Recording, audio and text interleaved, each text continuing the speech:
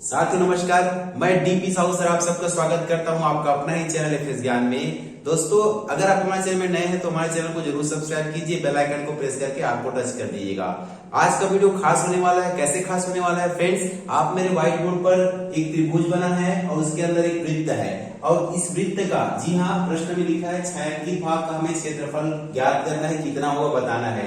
इस वृत्त का हमें क्षेत्रफल निकालना है। दोस्तों, किसी भी वृत्त का क्षेत्रफल निकालने के लिए हमें क्या चाहिए? उसकी त्रिज्या चाहिए, उसकी रेडियस चाहिए। तो ये जो क्वेश्चन है इसमें हम स्टेप बाय स्टेप आगे बढ़ेंगे और अंत में हम कहां पहुंचेंगे? रेडियस निकालेंगे और उसके बाद उसका क्षेत्रफल निकालेंगे। तो दोस्तों, वीडियो बहुत इंटरेस्टिंग होने वाला है, स्किप ना कीजिए। स्टेप बाय स्टेप इसका हम क्षेत्रफल निकालने का प्रयास करेंगे। तो चलिए स्टार्ट करते हैं वीडियो। पहला है, यहाँ पर हम ध्यान देंगे कि ये जो त्रिभुज बना हुआ है, यहाँ पर कुछ बातें भी नोट कर लीजिए। यहाँ से जो ए से सी की जो लंबाई है ना, भुजा ए सी है वह 2 सेंटीमीटर है।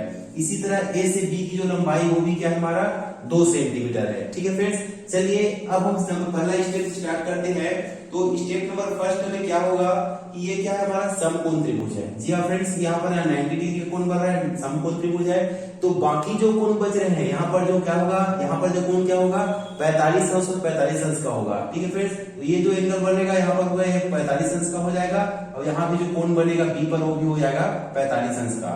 ठीक है फ्रेंड्स, अब ध्यान दीजिए यहाँ पर जब भी दो कोण बराबर होते हैं, जी हाँ, दो कोण बराबर होते हैं तो उनके सम्मुख भुजाएं भी बराबर होती है। तो ये कोण का सम्मुख भुजा क्या हो गया? ये। ठीक है फ्रेंड्स, और इस कोण का सम्मुख भुजा ये हो गया। तो ये दोनों जो भुजाएं हैं आपस में बराबर होंगी। एक पॉइंट यहाँ से आ गया।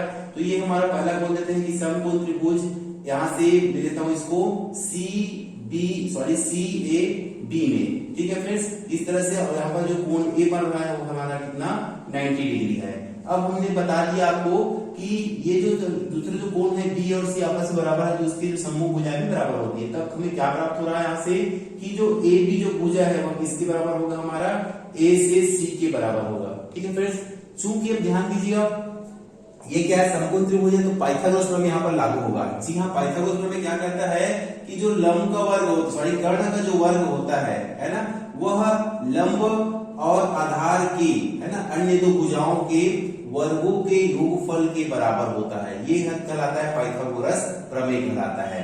ठीक है फ्रेंड्स, आपको ये एक पॉइंट दे रहा हूं वो समझ आएगा कि ऐसा हम पहले इसको बनाना है, इसको फाइंड क्यों कर रहे हैं। ठीक है फ्रेंड्स, वीडियो में बन रहेगा। तो यहाँ से हमें जो कर्ण है, जो तीसरी भुजा है ना, लंबी भुजा है, इन दो अन्य भुजाओं के वर्गों के योगफल के बराबर होता है। तो 2 यहाँ से हो जाएगा 2 का वर्ग है, लंब है यहाँ पर 2 सेंटीमीटर है, और प्लस यहाँ से हो जाएगा हमारा ये भी आधार 2 सेंटीमीटर है। ठीक है फ्रेंड्स, तो ये हो जाएगा 2 और 2 का वर्ग हो जाएगा 4, यहाँ से 2 का वर्ग हो जाएगा 4 और 4 को जोड़ेंगे तो क्या आ गया हमारा 8 सेंटीमीटर। ठीक फ्रेंड्स, या 8। तो यहाँ से कर्ण क्या वैल्यू कितनी आएगी? √8। ठीक फ्रेंड्स, अब √8 का क्या करेंगे? तोड़ेंगे इसको अभाज्य गुणनखंड में। तो 2 गुना 2 गुना 2 इस तरह से 8 का अभाज्य गुणनखंड होता है। यहाँ से 2 पेयर बन गए, एक युग्म बन गए, ये बाहर आ जाएगा। तो यहाँ से जो कर्ण का जो मान क्या आएगा 2√2। जी हाँ, कितना आ गया? तो आप याद कर इसको समझ जाइएगा कि यहाँ जो कर्ण है लंबी भुजा है उसके जो वैल्यू क्या आ गई 2√2 सेंटीमीटर आ गई। ठीक है फ्रेंड्स, ये इतना स्टेप नंबर 1 में किए हैं, इसकी आवश्यकता में पड़ेगी, है ना फ्रेंड्स। चलिए अब चलते हैं स्टेप नंबर 2 में। इसे मिटा रहा हूं, देखिएगा। स्टेप नंबर 2 में हम क्या देखते हैं कि जो एक चीज याद रखिए, केंद्र से, है ना, वृत्त के केंद्र से यहाँ से, जी हाँ, ये जो यहाँ से हम इसको मिला देते हैं जो स्पर्श बिंदु है। ठीक है फ्रेंड्स, ये जो रेखा है यहाँ पर गई है रेखाखंड नाम, जो वृत्त पर जहां पर वो छू रही है और वृत्त का केंद्र है, यहाँ से वृत्त के केंद्र से स्पर्श रेखा पर क्या होता है कोण बनता है वो 90 डिग्री का होता है। यहाँ पर बनने वाला कोण कितना है फ्रेंड्स 90 डिग्री का है, ये वाला कोण 90 डिग्री का। सेम यहाँ भी वृत्त के स्पर्श केंद्र से सम्मुख स्पर्श रेखा जो जा रही है उसको मिला देंगे ना, तो दोनों के बीच कितना कोण बनता है? यहाँ भी 90 डिग्री कोण बनेगा। अब यहाँ की बात करते हैं स्टेप नंबर 2 में।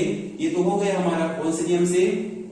स्पर्श रेखा त्रिज्या, स्पर्श रेखा पर त्रिज्या लंबवत होती है। जी हाँ फ्रेंड्स, इसको याद रखिएगा, त्रिज्या लंबवत होती है। तो 90 डिग्री बन रहा है।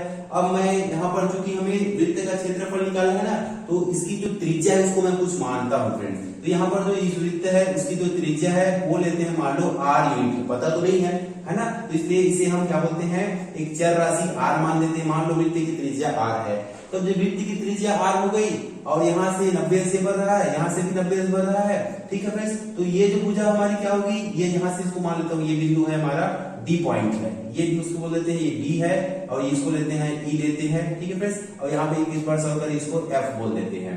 तो यहाँ से ये जो त्रिज्या r है तो वो किसके बराबर होगी, ये वर्ग हो रहा है, ठीक है फ्रेंड्स, ये यहाँ से यहाँ तक क्या बन रहा है हमारा, स्क्वायर बन रहा है, वर्ग बन रहा है, तो यहाँ पर बन रहा है हमारा क्या, वर्ग EAD, और ये है हमारा पॉइंट ओरिजिन, केंद्र बिंदु को बोल देते हैं O, ठीक है।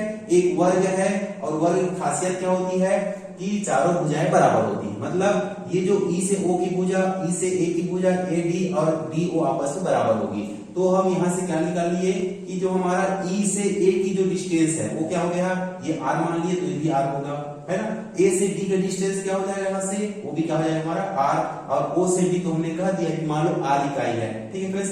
इसी R को हमें क्या करना है, फाइंड करना है। जी हाँ, इस R से हमें त्रिज्या से क्या निकलेगा, इस वृत्त का क्षेत्रफल निकलेगा। चलिए फ्रेंड्स आगे बढ़ते हैं, ये हो गया स्टेप नंबर 2। अब बढ़ते हैं आगे स्टेप नंबर 3 में। वहां पर हम देखेंगे कि याद रखिएगा, मान लो एक वृत्त है यहाँ पर और एक बाह्य बिंदु कोई P है, तो ये जो वृत्त बाह्य बिंदु से हम स्पर्श रेखा इस वृत्त पर गुजारते हैं, ऐसा छूते हुए जाएगा, मान लो ऐसा एक ही बिंदु पर टच करेगा, और उसके बाद ऐसा जा रही मान लो दो स्पर्श रेखाएं, तो यहाँ से यहाँ तक की दूरी, मान लो यहाँ पर जो स्पर्श करी ये पर, यहाँ पर करी B पर, तो यहाँ से A की दूरी और यहाँ से B की दूरी बराबर होती है, ठीक है फ्रेंड्स। तो हमने क्या समझ लिया कि स्पर्श रेखा के जो स्पर्श रेखा है वह बाह्य बिंदु से उसकी दूरी और दोनों बाह्य बिंदु की दूरी आपस में बराबर होती है, मतलब P से A की दूरी और P से D की दूरी आपस में बराबर होती है। ये भी एक थ्योरम है। चलिए इससे हम क्या समझ रहे हैं, देखिएगा ध्यान से कि अब हम जब ये क्या है हमारा एक स्पर्श रेखा, ये हमारा दूसरा स्पर्श रेखा, तो यहाँ से यहाँ तक की दूरी, यहाँ से यहाँ तक की दूरी और यहाँ से D तक की दूरी, ठीक है, वो आपस में बराबर होगी। तो हमें क्या मिल रहा है यहाँ से कि AE बराबर, क्या मिल रहा है इससे, AE बराबर AD मिल रहा है, ठीक है फ्रेंड्स। यहाँ से भी आ रहा है कि दोनों ये भी आ रहा है, ये भी आ रहा है, तो दोनों बराबर हो रहे हैं। ये हो गया हमारा ये फार्मूला। अब आगे बढ़ते हैं, ये भी दूरी हमारी क्या हो जाएगी, R हो जाएगी, ये भी R हो जाएगी, ठीक है फ्रेंड्स। ये स्टेप नंबर 3 में हो गया।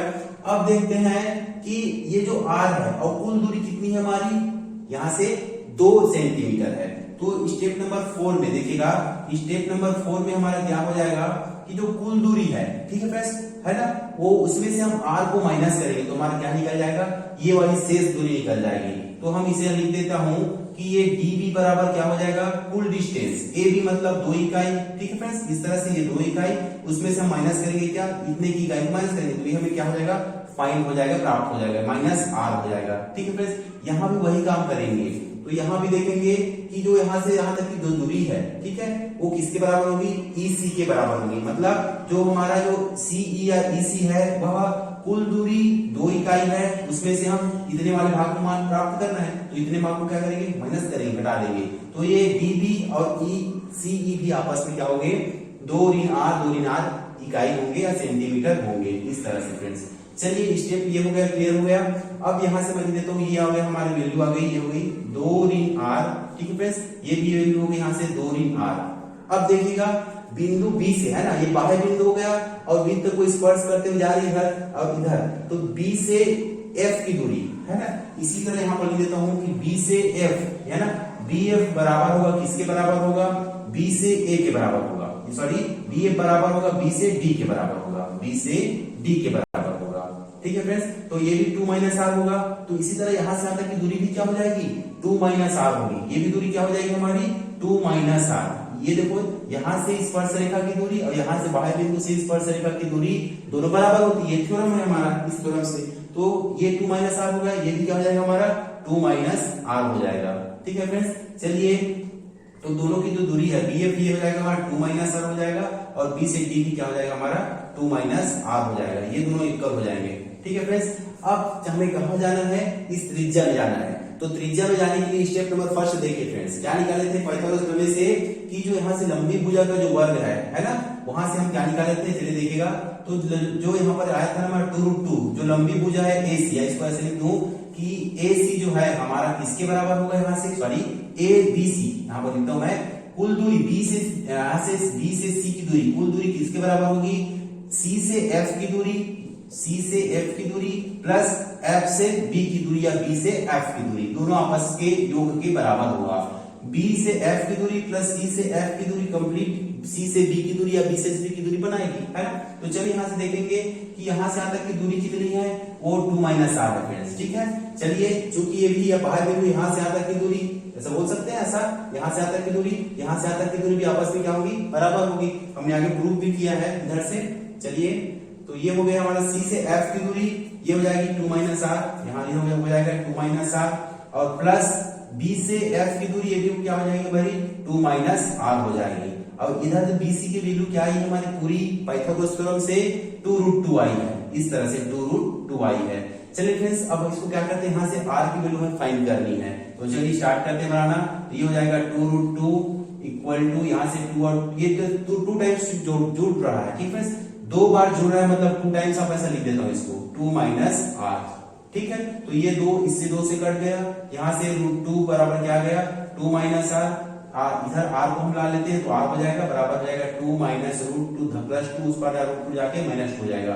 तो जो हमारी त्रिज्या है वो हमें लगभग मिल गई है, ठीक है फ्रेंड्स। अब हमें कहाँ जाना है, ये जो रेडियस मिल गई है, अब हमें जाना है इसकी एरिया प्राप्त करनी है। तो हम पता है हमें कि जो एरिया होता है ना, वृत्त का जो क्षेत्रफल होता है, उसका फार्मूला है πr², ठीक है। उसी में हम r की वैल्यू पुट करेंगे, तो एरिया में वृत्त का जो क्षेत्रफल है वो जाएगा हमारा πr², ठीक है फ्रेंड्स। पाई का मान होता है 3.14 ले सकते हैं या π/7, चलिए उसी सिचुएशन के हिसाब से वैल्यू पुट करेंगे। तो पाई को पाई बोल देते हैं, r की वैल्यू यहाँ से आ गई है 2 - √2 पूरे का स्क्वायर। चलिए इसको हल करते हैं, तो ये हो जाएगा, यहाँ से a - b के रूप में हल करेंगे, a - b पूरे का स्क्वायर सर्वसम्मी का है ना, तो पहले a का स्क्वायर हो जाएगा, तो यहाँ से 2 का स्क्वायर 4 हो जाएगा, माइनस 2 टाइम्स ऑफ 2ab, तो 2 × √2 ab, ठीक है फ्रेंड्स। ये हो जाएगा प्लस यहाँ पर b जो है उसका स्क्वायर, तो √2 का स्क्वायर क्या करेंगे यहाँ पर इस तरह से लिख देंगे। चलिए हल करते हैं, तो ये हो जाएगा पाई, यहाँ से हो जाएगा 4, यहाँ 4 भी 2 दूनी 4 वर्गमूल 2 इस तरह से, और ये हो जाएगा रूट और स्क्वायर कैंसिल हो जाएगा, अब बचेगा क्या, 2 बचेगा। यहाँ से हो जाएगा पाई, और ये हो जाएगा 4 में 2 जोड़ेंगे तो हो गया 6 4 वर्गमूल 2, ठीक है फ्रेंड्स।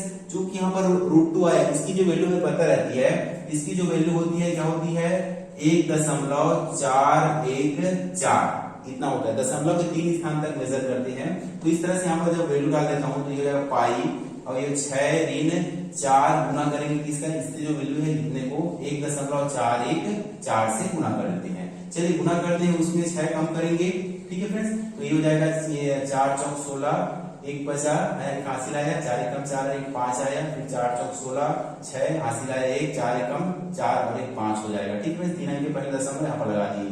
अब करेंगे 6 में इतना माइनस करेंगे, तो करेंगे तो क्या आ जाएगा, ये पाई अंदर में क्या जाएगा हमारा 1.6 में 5 कम कर देंगे, सीधी सी बात है ना। तो ये हो गया 1.656 इतना आया, ठीक है फ्रेंड्स। अब पाई की मान पता है हमें, वो भी दशमलव में ही पता है, और 22/7 की वैल्यू उसकी होती है, तो पाई की जो वैल्यू होती है 3.14 होती है, ठीक है फ्रेंड्स। इस तरह से तो ये जो है 3.4 यहाँ पर रख लेते हैं, तो ये हो जाएगा हमारा, आगे लिखा यहाँ पर, ये हो गया 3.14, इसको हम मल्टीप्लाई करेंगे किससे, 1.656 से, तो करेंगे तो लगभग इसका जो आंसर आता है ना फ्रेंड्स, इसका आंसर लगभग आता है, इनको मल्टीप्लाई करेंगे तो आ जाएगा 1.08, और यहाँ पर हो जाएगा वर्ग सेंटीमीटर। ये रहा किसका, ये जो एरिया है, किसका एरिया है, लाल रंग से छायांकित भाग का एरिया है, वो हमारा आ गया 1.08 वर्ग सेंटीमीटर, ठीक है ना फ्रेंड्स। स्टेप बाय स्टेप आप समझ गए होंगे। चलिए फ्रेंड्स, वीडियो यहीं तक है, वीडियो कैसा लगा आप मुझे कमेंट करके जरूर बताइएगा। और हाँ फ्रेंड्स, एक सवाल को बनाने की कई विधियां होती है, ये विधि बहुत आसान है, इसके अलावा अगर कोई और विधि हो तो मुझे कमेंट करके जरूर बताइएगा। चलिए फ्रेंड्स, मिलते हैं ऐसे बेहतरीन वीडियो के साथ, तब तक के लिए जय हिंद जय भारत।